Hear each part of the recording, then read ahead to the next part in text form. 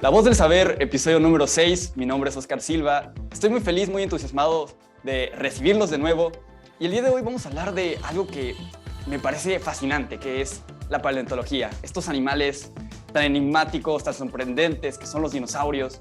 Y como en unos momentos se estará estrenando Jurassic World, quería aprovechar el momento para hablar sobre estos animales, sobre todas estas preguntas que hay al respecto y sobre lo que es la paleontología en sí.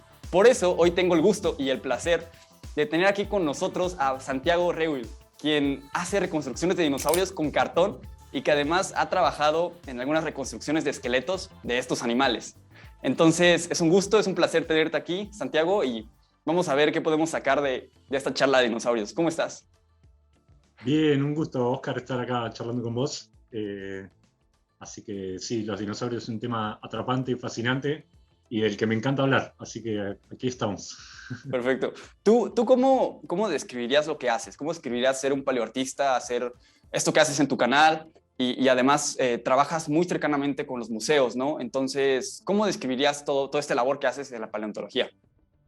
Bueno, yo trabajo en paleontología desde hace muchísimos años ya, en distintas áreas. La paleontología tiene, además de la parte académica, científica de estudio, hay un montón de otras tareas que se hacen en la paleontología. Desde el trabajo de campo, cuando encontramos un fósil y hay que hacer la extracción, el trabajo de restauración de los fósiles, la preparación, alistarlos para ser estudiados, y también el trabajo de exhibición, los esqueletos, por ejemplo, que armamos para los museos. Y por último, la parte, lo que llamamos paleoarte, donde nos aventuramos un poco a través del arte precisamente para representar cómo creemos que podían haber lucido estos animales que ya no existen. Y lo que hago en mi canal es un poco combinar todos esos procesos, pero con un material que tradicionalmente no se usa en los museos, que es el cartón.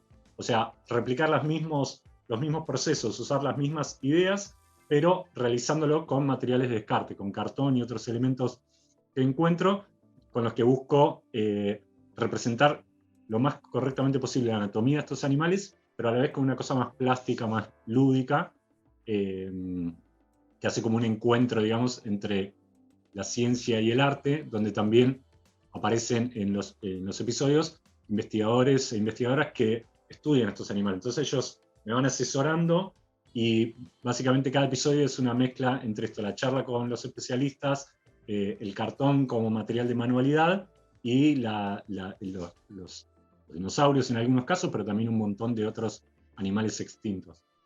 No, y debe ser apantallante no solamente para ti, sino también para la audiencia que te ve, el poder, digamos, ya dimensionar los animales como eran, ¿no? Porque te pueden hablar de que un dinosaurio era enorme o un cráneo podía abarcar, no sé, tu torso o tu cabeza, pero no te sorprendes hasta que lo ves, ¿no? Hasta que puedes ya ver el cráneo. Entonces, eso de mostrar, por ejemplo, los animales, los cráneos, las garras en cartón, permite como empezar a dimensionar lo grande y lo espectaculares que eran estos animales, ¿no? No sé si hubo alguna respuesta de tu audiencia al respecto, ¿no? Que te hayan dicho, wow, ¿no? Yo no esperaba que fuera tan grande o que fuera así, ¿no? ¿Te ha pasado, supongo? Sí, eso sucede y también me sucede a mí. Hay muchos de los animales que reconstruimos, o en varios casos, son animales que no habían sido reconstruidos previamente. Entonces, el modelo que hicimos de cartón es la primera vez que lo veíamos de manera corpórea, completo, ese Wow. cráneo o lo que fuera en el caso. Y para mí es eso que vos decís. Muchas veces es la satisfacción de poder verlo en su escala real, tenerlo en mis manos. Por ahí el público lo ve a través de la pantalla, pero me sucede a mí también. Hay algunos dinosaurios que los vi desde su descubrimiento y durante todo su proceso de estudio, y que cuando lo hacemos en cartón, por primera vez lo veo completo y reconstruido en su tamaño real, y es algo que a mí me encanta. ¡Hala, qué locura! Es que me pongo a imaginar, ¿no? Todos esos dinosaurios luego nos dicen o aparecen en las noticias, ¿no? Descubrieron un nuevo fósil y te aparece a veces unas imágenes que no comprendes, ¿no? Algunas rocas extrañas. Y es hasta que ya ves el dibujo del animal reconstruido en pintura o una escultura que ya empiezas como a pensar como el animal, ¿no? Creo que a eso va el paleoarte, ¿no?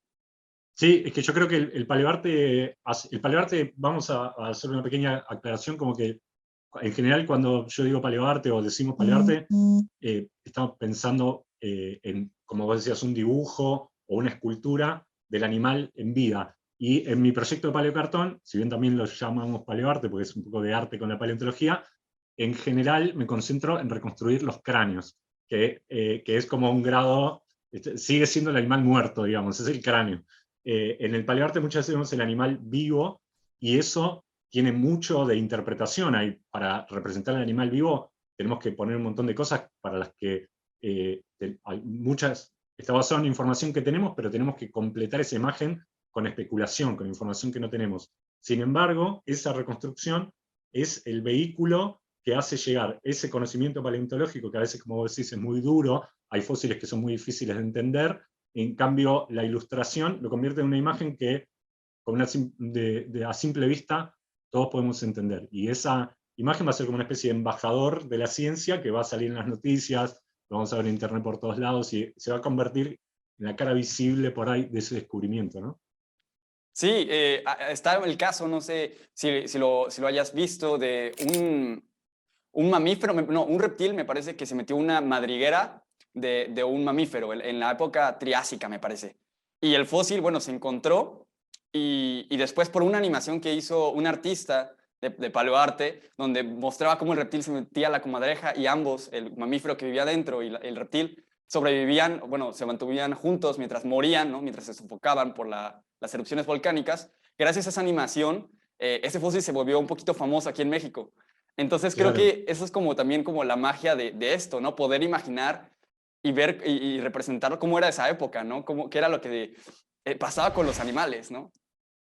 Y a mí me parece muy interesante, hay como un encuentro ahí entre cuánto estas representaciones ayudan a entender, pero a la vez eh, muestran lo que vamos entendiendo, pero como el arte completa la imagen, Mm, hay como una dualidad que a mí me parece súper interesante, y es esto de que a mí me parece interesante recalcar que el paleoarte, por un lado, es una herramienta de divulgación genial, que nos permite visualizar esto que de otra manera por ahí es muy difícil, pero simultáneamente nos muestra una realidad tentativa, no una realidad definitiva. O sea, nosotros no los vimos a esos animales, claro. entonces el paleoarte reconstruye cómo creemos que pueden haber sido, pero verlo de esta manera me parece también invita a pensar que hay mucho por descubrir, mucho Mm. por investigar todavía, que no es que porque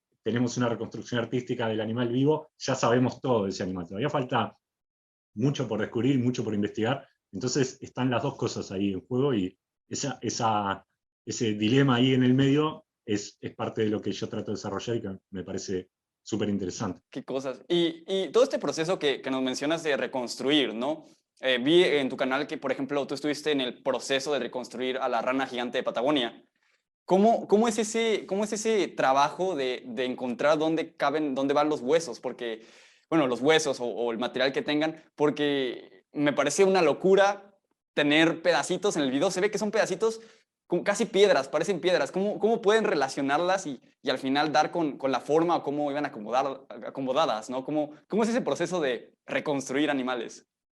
Bueno, ese es el caso de la rana. No la tengo acá cerca para mostrarla, pero el caso de la rana, que estuvo muy divertido, es algo que sucede con muchos fósiles, y es que cuando encontraron el fósil ya había sido destruido por la erosión, digamos. Lo encontraron en Patagonia, en unas lomadas donde el paso del tiempo, la lluvia, el viento fue destapando el fósil y lo fue rompiendo, y cuando lo encontraron ya estaba partido ahora no me acuerdo, pero cerca de 400 fragmentos creo que era, y hicieron un trabajo muy minucioso de juntar pedacito por pedacito, juntaron todos estos fragmentos, y entonces el trabajo de reconstrucción que tuvimos que hacer primero fue como un trabajo de rompecabezas, porque cada no solo el esqueleto estaba completamente desarmado, sino que cada hueso estaba partido en un montón de fragmentos. Así que mucho de eso es, por un lado, la forma en la que están rotos, digamos, pasamos horas y horas, semanas trabajando con estas cosas, lleva mucho tiempo, pero llega un momento que de tanto mirar y probar los fragmentos, vas como conociéndote de memoria ya la forma de la fractura, hasta que encontrás si esta fractura coincide con esta fractura y la probás y engancha.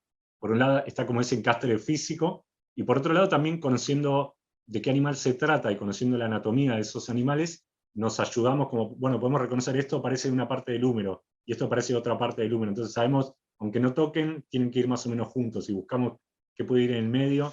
Y es un proceso largo, pero a mí me gusta mucho, muy entretenido. Wow. Entonces es como casi un rompecabezas 3D, ¿no? Ir viendo Claro, dónde entra. exacto, ¡Hala! exacto. Imagínate que a una pieza, o como si tomaras una taza y se rompe en varias partes y tenés que volver a armarla, pero en este caso, y en la mayoría de estos casos, faltan un montón de piezas. Cuando terminás de armarlo, te quedan huecos, hay partes que no las tenemos.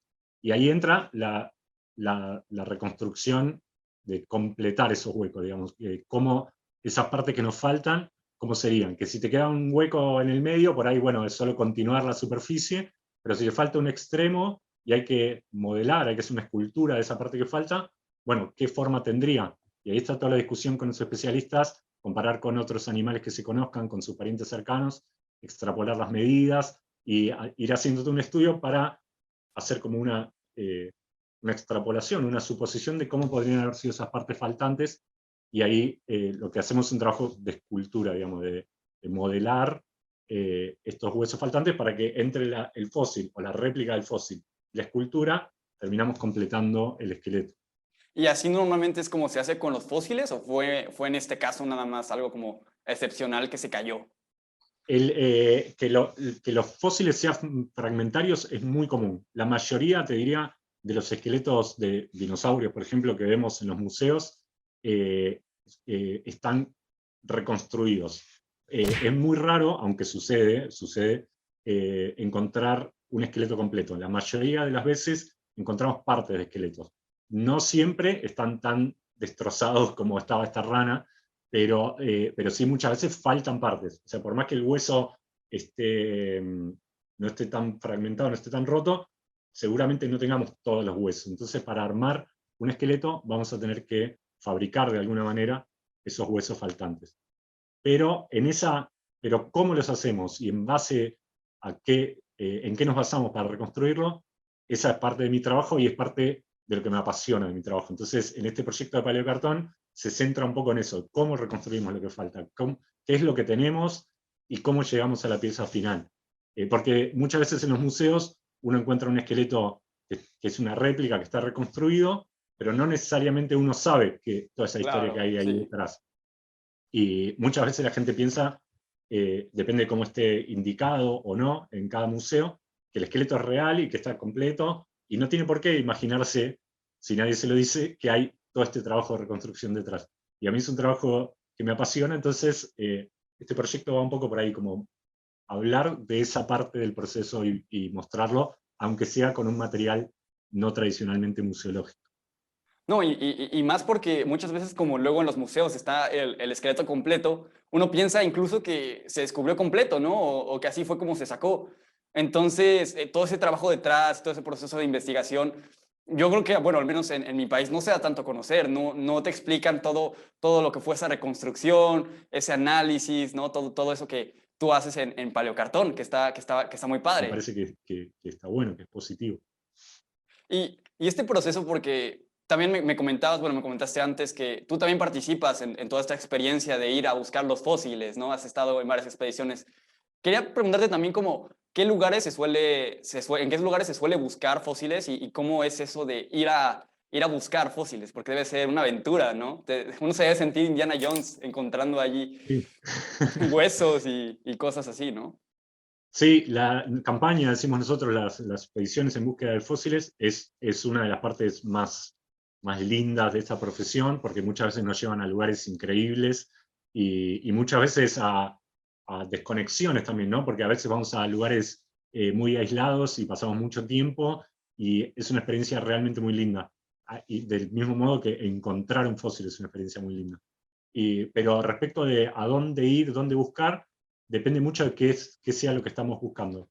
Fósiles hay en muchos lugares. Acá en Argentina hay muchos, tenemos un patrimonio fosilífero muy grande. Hay muchos lugares con muchos fósiles. Pero en distintos lugares tenemos distintos tipos de fósiles porque representan distintas antigüedades y distintos ambientes. Si uno quiere estudiar dinosaurios, lo que hacemos es buscar las rocas que son de la antigüedad de los dinosaurios. Y esto lo podemos saber a través del trabajo de los geólogos, que ya han recorrido todo el territorio del país estudiando las rocas, y entonces en base a eso podemos tener una noción de, bueno, en este lugar sabemos que hay rocas cretácicas. Si yo quiero buscar dinosaurios cretácicos, ese es un buen lugar para empezar a buscar.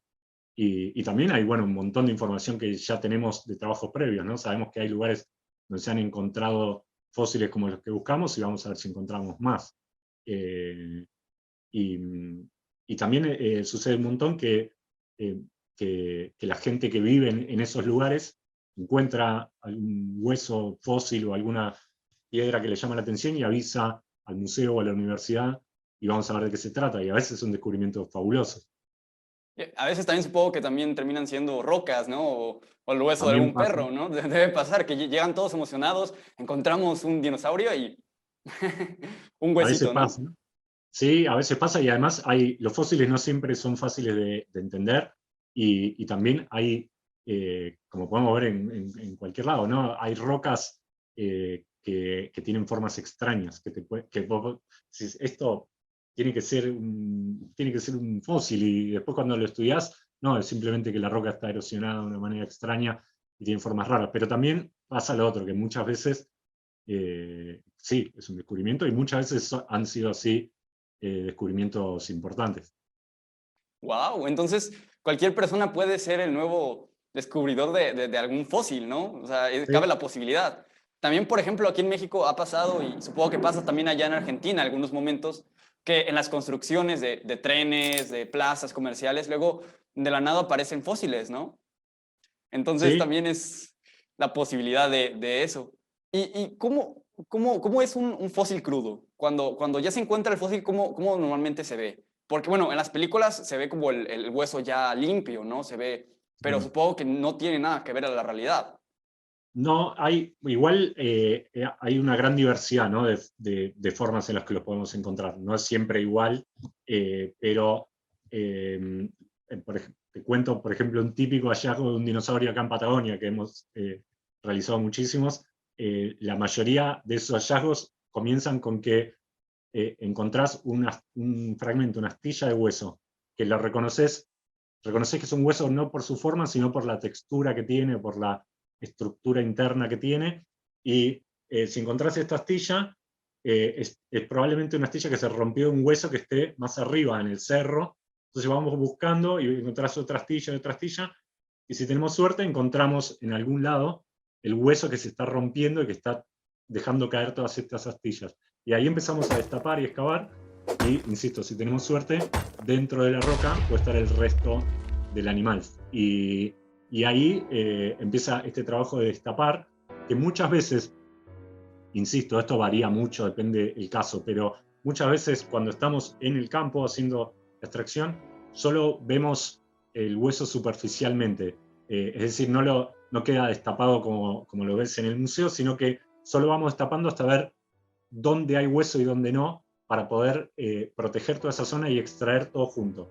Después en el museo, en el laboratorio, vamos a hacer el trabajo más minucioso y detallado de limpiar bien cada uno de esos huesos para que se puedan ver en su totalidad. Pero muchas veces en el campo tenemos una imagen parcial. A veces se entiende mejor y a veces no estamos del todo seguros de cuántos huesos tenemos o de qué es lo que estamos sacando hasta que no se procesa.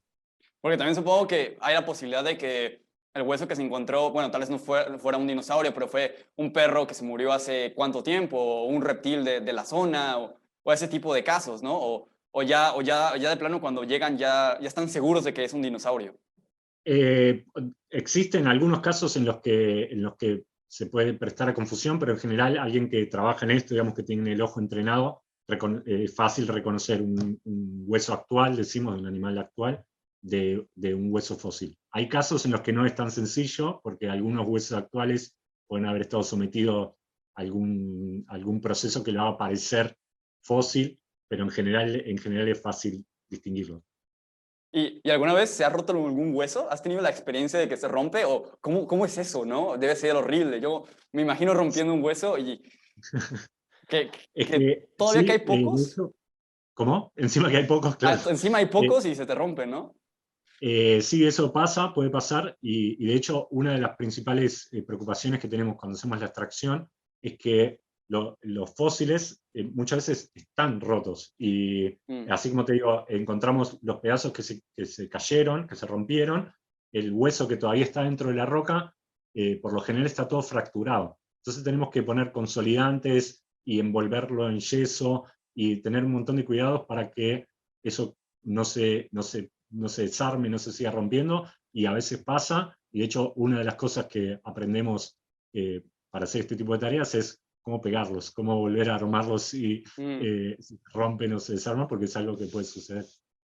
Entonces sí, sí hay salvación. Si a alguien se le rompe, no pasa nada malo. Santo Dios, los truenos ahorita, ¿eh? ¿Hay algún hueso o algún fósil que has descubierto del que personalmente te sientas satisfecho, que te haya asombrado o hayas sentido que sea un gran descubrimiento o te haya gustado encontrarlo? Bueno, que yo haya encontrado, hay uno al que le tengo particular cariño porque lo encontré cuando tenía 16 años, Oh, ok. eh, que es un dinosaurio del Triásico que se llama Supaisaurus, que cuando lo encontramos era, y creo que sigue siendo, en ese lugar, en ese ambiente, digamos, en esa antigüedad, en ese lugar, no se conocía todavía ningún dinosaurio carnívoro más o menos bien representado. Y lo encontré un año, y ese año no pudimos extraerlo, y volvimos creo que a los 2 años, y pudimos extraerlo, pero no sabíamos todavía de qué se trataba. Sabíamos que podía ser un dinosaurio, pero no qué tipo de dinosaurio. Sí conocíamos del lugar dinosaurios herbívoros. Y cuando lo estábamos excavando, encontramos las vértebras del cuello, y íbamos destapando y aparecían más vértebras, cual es un buen indicador, digamos. Si sigue apareciendo el cuello, teníamos la esperanza de que pudiera estar el cráneo al final del cuello. ¿Y si Y estaba el cuando, cráneo? y cuando llegamos al final del cuello está el cráneo, y cuando Wow. empezamos a destapar del otro lado encontramos el hocico, y cuando vemos la mandíbula, era claramente la mandíbula de un dinosaurio carnívoro. Es un cráneo grande. Grande, depende con qué dinosaurio compares, eh, era un cráneo súper completo, un dinosaurio carnívoro que no se conocía, y yo no lo podía creer. Tenía una felicidad enorme en ese momento, no lo podía creer, y sigue siendo uno de hecho, mira, no sé si acá tengo la remera de Supaisaurus, abajo no se alcanza a ver. ¿Ese es el dinosaurio? Sí. Wow. Entonces, a tus 16 años descubriste un fósil histórico, podríamos decir.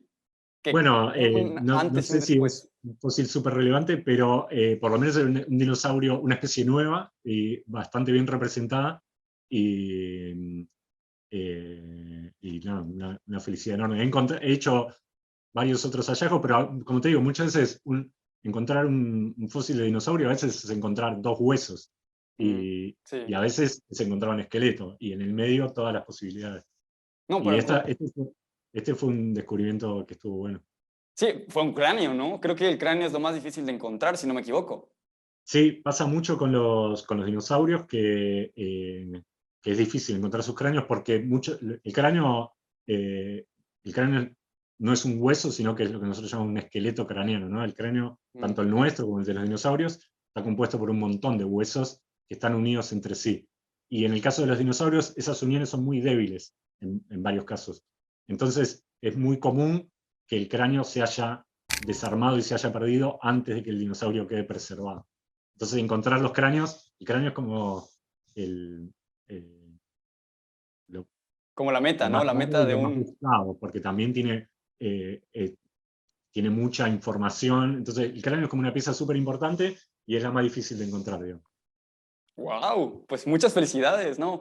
Yo me Gracias. imagino como ese sentimiento y esa emoción de que apenas a los 16 años ya hayas encontrado algo tan grande como lo es un cráneo, ¿no? Y también eran las vértebras, me mencionabas, ¿no?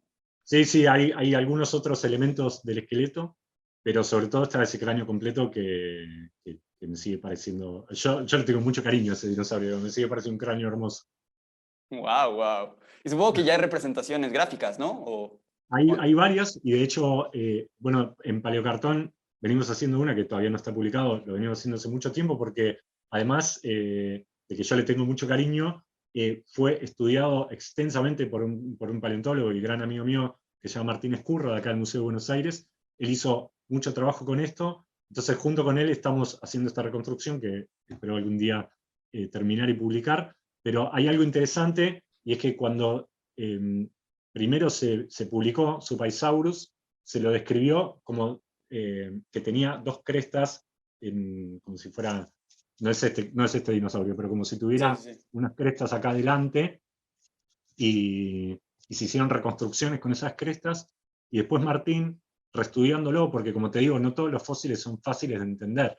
El cráneo está completo, pero tiene complejidades y la preservación a veces dificulta la interpretación, y Martín, estudiándolo, concluyó que lo que parecían crestas eran los huesos nasales que se habían desarticulado y se habían desplazado. Entonces, él propuso una nueva reconstrucción que es más convencional, digamos, donde en realidad no tiene esas crestas, sino que son los huesos nasales. Y la reconstrucción que estamos haciendo en cartón, que capaz que, mira, te la muestro. Ok, ok, ok. Vamos a ver el fósil que descubrió Santiago Rebull. ¡Wow! Y Ok. estos serían los huesos nasales, que en la interpretación original formaban como unas crestas, pero lo que Martín descubrió es que en realidad estaban corridos del lugar y tenían como un perfil más tradicional. Y esta reconstrucción, que está sin terminar todavía, es Supaisaurus basado en los estudios de Martín. Y es tamaño real. Podríamos decir que sí Este tamaño es. real, sí. Sí. ¡Wow! Era grande el animal, ¿eh? Y además, como es un animal del Triásico, o sea, de la primera época de los dinosaurios, es un animal bastante grande, digamos, los dinosaurios gigantes vinieron después. O Qué sea, para su increíble. época es bastante grande. Sí, sí, sí.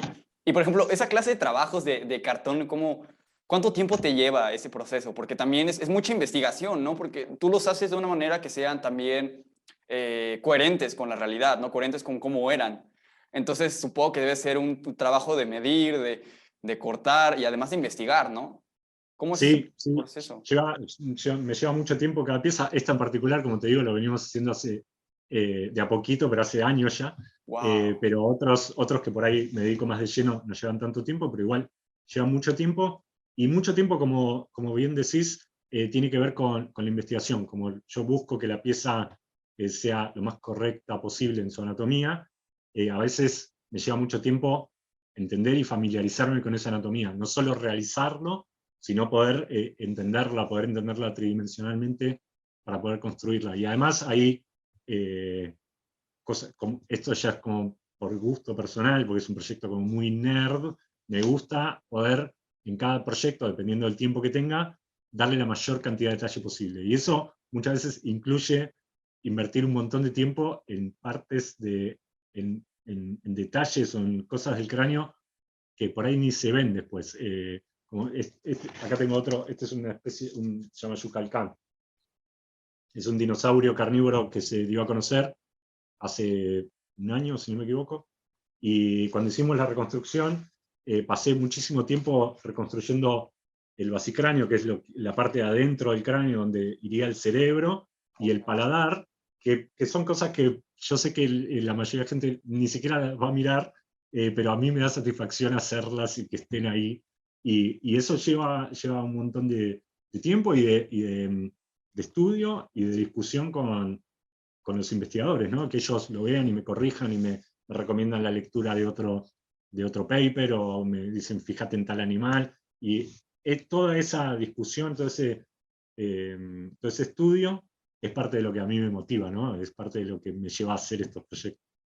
Sí, por ejemplo, ¿tus obras han sido expuestas o están en algún lugar? Porque yo creo que a pesar de que tenerlas en taller está muy bonito, también está padre que la gente las conozca, ¿no? Que la gente pueda ver esos cráneos que haces.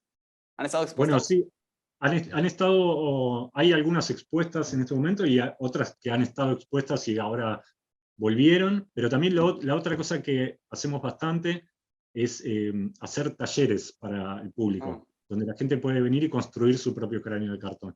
Y hemos hecho distintas versiones de esto, pero entonces tanto exhibiendo las piezas que hago como con los talleres, buscamos como acercar. A mí me parece que una cosa que no era la intención original, pero es algo que surgió con el proyecto, es que al ser todos materiales tan cotidianos y económicos y al alcance de todo el mundo, es una forma también de compartir esto. Cualquiera lo puede hacer en su casa.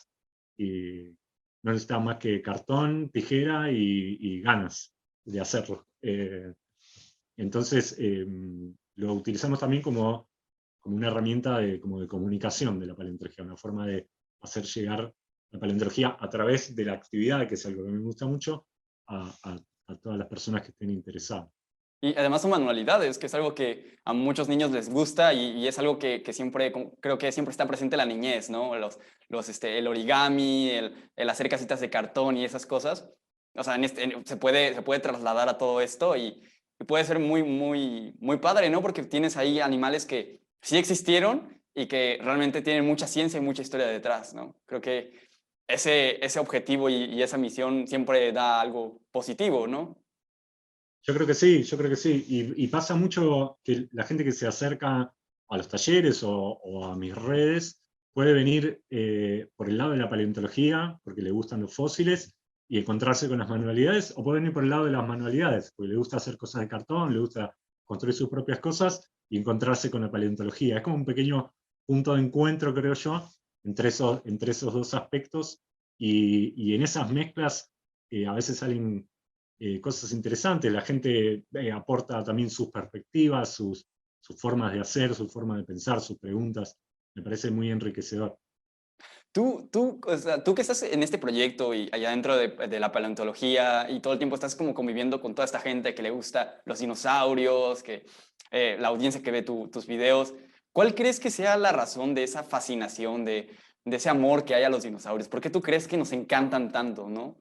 Porque uno los ve y dice, wow, ¿no? Qué animales tan sorprendentes, pero ¿cuál tú crees que sea esa razón de por qué nos encantan tanto? Sabes que es una muy buena pregunta esa y yo no termino de entender por qué. Hay una parte que sí entiendo y es que son animales increíbles. Sí, Eh, pero también sucede que hay un montón de otros animales increíbles en la historia de la Tierra que no tienen la fama que tienen los dinosaurios. Digamos, ¿por qué los dinosaurios son atractivos? No me resulta difícil de entender porque son animales imponentes, increíbles, diversos, eh, pero sí en algún momento se establecieron como el emblema de la paleontología. Y sin embargo hay un montón de otros animales no tan conocidos popularmente que son fascinantes también, ¿no? Esa es la parte para la que no tengo una respuesta. No sé por qué solo los dinosaurios alcanzaron ese nivel de fama gigante, pero sí, sin duda, son animales increíbles que nos gustaría haber visto, digamos, nos gustaría poder ver eh, desde, desde el hecho de que hayan alcanzado estos tamaños colosales y sus formas, su diversidad. Los dinosaurios es un grupo de animales muy grande y muy diverso, ¿no? Tenemos dinosaurios de todo tipo, de todo tamaño y de todo tipo, pero están muy arraigados en la cultura popular y no otros, por algún motivo, no otros animales. sí, yo creo que también en parte es como, primero yo creo que hay una fascinación hacia algo que no existió, ¿no? Un animal que nunca pudiste conocer. Yo creo que eso también tiene mucho que ver. Y segundo, que decían que eran los reyes del planeta, ¿no? Los más grandes, los más Sí, asombrosos, unas dimensiones. Porque, bueno, no sé si me equivoque, pero anteriormente no había habido animales tan grandes, o sí. no. No, Entonces, animales terrestres, los dinosaurios fueron los primeros animales tan grandes, y de hecho animales terrestres no volvió a ver tan gigantes como los dinosaurios más grandes. Sí, son sin duda un grupo fascinante, y de hecho eh, tan diversos que incluyen a las aves. Las aves son el único grupo de mm, dinosaurios sí. que sobrevive hasta hoy en día, y a mí me encanta, con mi hija, siempre que vemos un ave por la calle, que las aves las encontramos todo el tiempo, ¿no? Siempre decimos, mirá un dinosaurio, y me parece divertido porque son dinosaurios, y los dinosaurios, uno a veces por ahí dice, ¿cómo un ave es un dinosaurio? Pero en realidad, si mirás la totalidad de los dinosaurios que conocemos, son tan diversos que los agrupamos porque aprendimos que son todo lo mismo. Pero si vos pensás, suponete, los ceratopsios, como Triceratops, algunos de esos dinosaurios famosos, pone dos dinosaurios súper famosos que todo el mundo conoce: Triceratops y Tyrannosaurus, T-Rex. Mm, ¿En qué sí. se parecen entre sí? En casi nada se parecen entre sí. Y sin embargo, los conocimos desde niños como dinosaurios, y decimos, bueno, estos son dinosaurios. Y las aves parecieran otra cosa, pero en realidad la diferencia que hay entre esos dos es mucho más grande que la que hay entre un Tyrannosaurus y una paloma, un gorrión. Eh, pero las aves nos parecen animales cotidianos, y sin embargo forman parte de esta... eso es el único ejemplo viviente que tenemos de esta diversidad gigante que conocemos a través de los fósiles. Sí, anteriormente hablé con un observador de aves y eso era lo que me comentaba, ¿no? Que, por ejemplo, el casuario, no sé si ese animal lo conoces, como un Sí, avestruz, es uno de los animales que más se parecen a los dinosaurios antiguos, ¿no? Y si puedes notar, por ejemplo, en sus patas como son esa, increíbles. esa clásica huella de dinosaurio, ¿no? Y entonces sí, mucha gente no se da cuenta o no lo percibe así de que aún hay dinosaurios que viven con nosotros, ¿no? Entonces, qué asombroso eso, que puedas ver un ave decir esta ave desciende o es un dinosaurio, ¿no? Es un tema súper interesante, es un tema grande y súper interesante, pero para mí está bueno pensarlo así, eh, que las aves, no las mismas, pero lo que nosotros entendemos por ave, ya existían en aquella época. No es que aparecieron después o fueron descendientes lejanos de los dinosaurios. Eran, al final de la época de los dinosaurios, eran un grupo más de dinosaurios, de los muchos que había, y como, insisto, muy diversos. Algunos tan raros que sería más difícil agruparlos con los dinosaurios que las aves, y lo que tienen de distinto es que son los que no se extinguieron al final del Cretácico, digamos. Sí, sí, eso es lo más sorprendente, ¿no? Los animales que vivieron en ese momento y aún siguen viviendo, ¿no? ¿Y cuál crees que sea como ese dinosaurio? Bueno, creo que todos tenemos un dinosaurio favorito. ¿Cuál crees que sea el tuyo? Ese dinosaurio que más te sorprende o te deja helado o te aterroriza, no sé, te llena verlo. Y bueno, en realidad muchos. Tengo muchos dinosaurios favoritos. Supaisaurus podría ser uno. Sí. Carnotaurus también es un dinosaurio argentino que Ah, es más conocido. claro. Justo hace poco estuve trabajando en un proyecto con Carnotaurus, es un animal El de los fascinante. cuernos, ¿no? Sí, Tiene dos cuernos, es, sí, sí, sí. es, un dinosaurio muy raro. Es pariente de este que te mostraba antes, Yucalcán, que es un grupo de dinosaurios carnívoros bien típicos de los continentes del sur, pero Carnotaurus tiene la particularidad de tener dos cráneos, perdón, dos cuernos, que es una característica única entre los dinosaurios carnívoros. Pero sí hay varios, me gustan muchos. ¿Cuál sería tu mensaje o aquellas palabras que le darías a toda la gente que nos está escuchando, viendo, que le gustan los dinosaurios, le gusta la paleontología, para ya empezar a cerrar con el programa? ¿Qué les dirías a esa gente? Bueno, si les gusta la paleontología al grado de que creen que les gustaría dedicarse a la paleontología, mi recomendación sería que traten de vincularse con el ambiente paleontológico. En casi todos lados hay paleontología de alguna u otra manera, en algunos lugares más, en otros menos, pero si en el lugar donde viven hay algún museo o algún instituto que se dedica a la paleontología, acérquense a preguntar si pueden ir hacer trabajo voluntario o ayudar en alguna cosa, porque a mí me parece que está bueno vincularse y conocer la paleontología de adentro, y van a encontrar que hay un montón de cosas en la paleontología. Lo que en general se muestra de la paleontología son sus conclusiones, pero ahí en el trabajo paleontológico lo que están son las preguntas, y que es lo que a mí me parece apasionante. Entonces, si pueden vincularse de alguna manera, lo recomiendo. Hay que preguntar, ¿no? Hay institutos que aceptan voluntarios y otros que no, depende del caso, pero si pueden acercarse, conocer la paleontología desde adentro, les va a dar otra mirada que yo creo que es súper motivadora, digamos, e interesante. Muy bien, pues muchísimas gracias, Santi, por pasarte por aquí. La verdad, la charla muy interesante. Creo que los dinosaurios es un tema que siempre nos va a fascinar como seres humanos, y que cada vez que se descubran cosas nuevas siempre va a haber como esta admiración y este deseo de haberlos visto en algún momento, ¿no? Entonces, muchísimas gracias por acompañarnos. La charla muy gratificante, un gusto. Espero que sigas haciendo todo lo que haces, el molde o esta figura del dinosaurio que ya estás trabajando en años. Te deseo lo mejor, ojalá pronto lo termines. Y bueno, muchísimas gracias por acompañarnos. Recuerden que el podcast se transmite los sábados a las 11 de la mañana. Todos los sábados pueden encontrar el podcast, y muchísimas gracias por acompañarnos, a toda la gente que nos está viendo y escuchando. Gracias. Gracias.